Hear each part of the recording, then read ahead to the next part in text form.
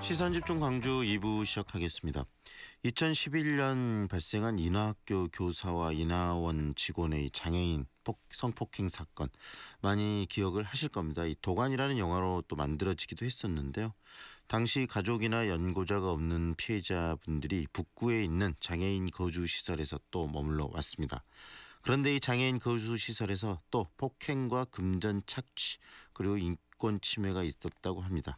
지속적이고 이렇게 반복적인 장애인 인권 침해 문제 오늘 한번 짚어보겠습니다. 북구 장애인 거주시설 인권 침해 관련 대책위원회에서 활동하는 박찬동 집행위원장 연결돼 있습니다. 안녕하세요, 위원장님. 네, 반갑습니다. 네, 이번에 북구 장애인 거주시설에서 인권 침해가 또 있었다고 알려지고 있는데요. 어떤 문제들이 있었습니까?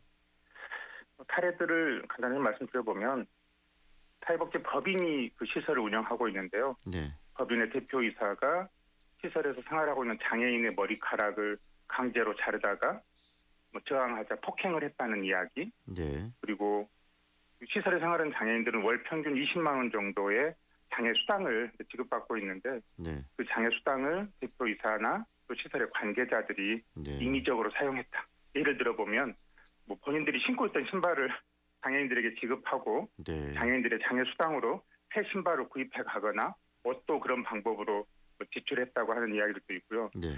보조금을 사용해서는 안 되는 곳에 사용했다거나 아니면 대표이사가 직원들을 사적으로 자기 일을 시키기 위해서 부렸다거나 네. 겨울철에는 난방도 안 하고 여름철에는 냉방을 안 하는 등 이런 다양한 환경적인 학대 이런 것들이 확인되기도 했습니다. 네. 이 이야기를 들어보니까 이 장애인 인권에 대해서 총체적으로 그 침해한 부분이네요. 아주 일상화돼 있네요. 장애인 인권 네. 침해가. 네. 그런데 이 사실이 그럼 어떻게 밝혀지게 된 겁니까? 지자체 자체적인 지도 점검이나 이런 거는 아니었고요. 네. 시설 내의 상황을 잘 알고 있는 분의 제보에 의해서 최초로 알려지게 됐고 지자체는 그 뒤에 제보 내용을 확인하는 과정에서 사실을 특정할 수 있었습니다. 네, 위원장님 방금 이야기하셨는데 그게 문제인 것 같아요. 왜냐하면 이런 그 시설들은 지자체에서 지속적으로 이렇게 관리를 하지 않습니까? 네. 그렇기 때문에 만약에 이런 문제들이 지자체 차원에서 이렇게 관리되고 밝혀진다면 큰 문제는 없는 것이죠. 근데 지자체에서는 계속적으로 관리를 했음에도 불구하고 그런 부분들을 모르고 있었다는 거 아니겠습니까? 실제로 지자체가 상시적인 점검을 해야 되는 건 사실이지만 네. 현재 이제 법률적인 또는 보건복지부 지침에 근거를 해보면 기껏 시설에 대한 점검은 1년에 상하반기 2번 정도 네. 그리고 사회복지 법인의 운영과 관련된 점검은 3년에 한 번. 네. 광주는 그래도 좀 더 열심히 해보겠다고 2년에 한 번씩 점검을 하고 있는데 네. 한 번 점검 갈 때 2-3시간. 그 점검으로는 현실적으로 시설 안에서 일어나는 문제들을 파악하기 어렵죠. 인권 침해를 이렇게 그런 문제들을 파악하고 그것을 개선하도록 요구할 수 있는 그런 그 지도 점검의 어떤 환경 자체가 지금 법률적으로 제도적으로 안 갖춰져 있는 거네요. 그렇죠. 그러다 보니까 예를 들면 시설 방금 말씀드렸던 그 해당 시설도 네. 비가 오는 날 비가 이렇게 많이 새가지고 생활하시는 분들이 잠을 자지 못할 정도로 심각한 그런 상황들이 있었다고 해요. 네. 예를 들면 지자체에서 점검을 간 날 비가 오지 않으면 그 시설에서 비가 오는지 안 오는지 알 수가 없는 거니까요. 알 수가 없는 거죠. 네. 네. 그렇다면은 이런 부분 이번에는 이렇게 누군가가 제보를 하셔서 밝혀졌고 지금 이렇게 문제가 되고 있지만 다른 장애인 또 거주 시설에서도 문제들이 있을 개연성은 굉장히 높은 거 아니겠습니까? 그렇죠. 네, 그런 부분에 대해서 좀 실태나 조사 분석된 자료들이 좀 있습니까?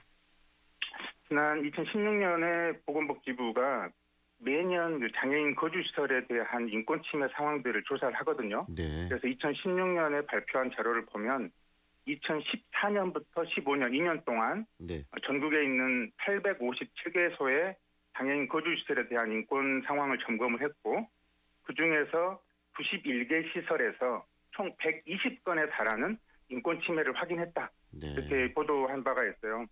우리 지역만 하더라도 도가니 사건 2011년도 그 사건 이후에 네. 우리 지역에서만 장애인 시설이 2개소가 폐쇄되고 네. 그리고 회계부정이나 인권 침해 등으로 사회적인 문제가 있었던 건 2개소. 네. 즉 우리 지역만 해도 2, 3년 사이에 4개소에서 인권 침해와 회계부정 등이 확인이 되었죠. 네. 그래서 그런 부분들이 이제 이야기가 나오고 끊임없이 지금 되고 있는데 중요한 네, 것은 우리 위원장님 알았으면 개선을 해야 되는 거 아니겠습니까? 그렇죠. 네, 고쳐 나가야 되는데 지금 어떻게 이 부분들을 우리들이 좀 대응하고 고쳐 나가야 될까요?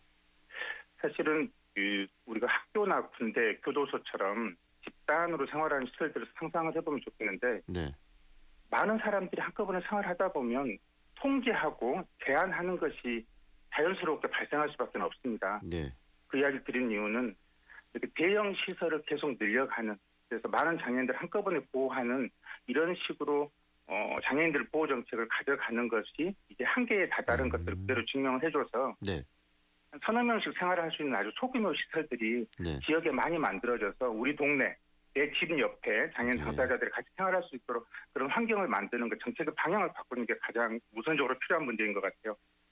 네.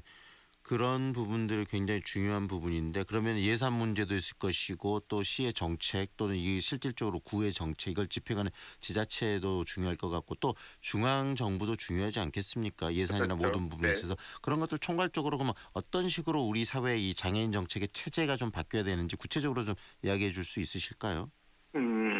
지금 앞서 잠깐 말씀드렸던 것처럼 이 대규모 시설 네. 전국에 1,000여 개소가 넘는 대규모 시설에 약 3만 명 정도 장애인들이 생활하고 있는데 네. 그분들이 지역으로 나와서 그룹홈이나 공동생활 가정이라고 우리가 흔히 부르는데 소규모 시설로 나오실 수 있게끔 네. 전환해드리는 것 네. 그리고 실제로는 소규모 시설도 아니고 혼자서 살 수 있다, 네. 살고 싶다라고 욕구를 표현하시는 분들은 네. 혼자서 살 수 있게끔 지원하는 게 맞는 것 같아요. 북구의 그 해당 시설의 경우도 네. 적게는 3명, 많게는 8명까지 시설이 아니라 나 그냥 지역에 나가 살고 싶어라고 하시는 분들이 있다 그러더라고요. 네. 그런데 그런 그런 분들은 부분들을 그렇게 할 수 있게끔 해드려야죠. 네. 지원해드리지 못한 거네요. 그렇죠. 네. 그래서 2011년도에도 분명히 그런 욕구들이 있었는데 네. 그렇게 개별적으로 지원해드리지 못하고 어쩔 수 없이 시설로 가시게끔 이렇게 했던 것이 지금의 이런 사태를 만들었지 않나 이런 생각해 봅니다.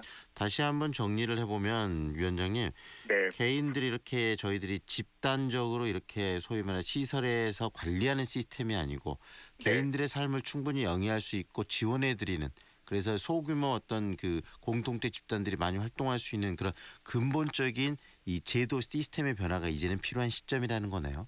맞습니다. 이탈리아나 네. 노르웨이 등등 보면 아예 대형 거주시설이 아예 없는 나라들이 많아요. 네.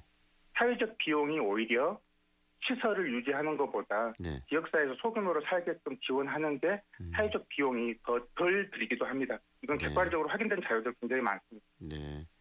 굉장히 중요한 지적을 해주셨네요. 우리가 이렇게 집단적으로 시설에다가 이렇게 모셔서 그런 게 아니고 그다음에 또 집단적으로 이렇게 활동하게 되면 그런 복지재단들이 만들어지면서 그런 인력을 운영하면서 드는 또 비용들도 굉장히 누수되는 비용도 있지 않겠습니까? 맞습니다. 네, 그런 부분들을 개인 생활할 수 있는 환경을 만들어 주시고 주변에서 이 공동체에서 따뜻하게 바라봐 주는 시선 굉장히 중요할 것 같다는 생각이 들고요. 앞으로도 그런 식으로 정책이 좀 많이 변화됐으면 하는 바람을 갖습니다. 오늘 말씀 잘 들었습니다. 네, 고맙습니다. 지금까지 장애인 지빌라 셧다운 대책위원회에서 활동하시죠. 이 박찬동 집행위원장과 이야기 나눴습니다.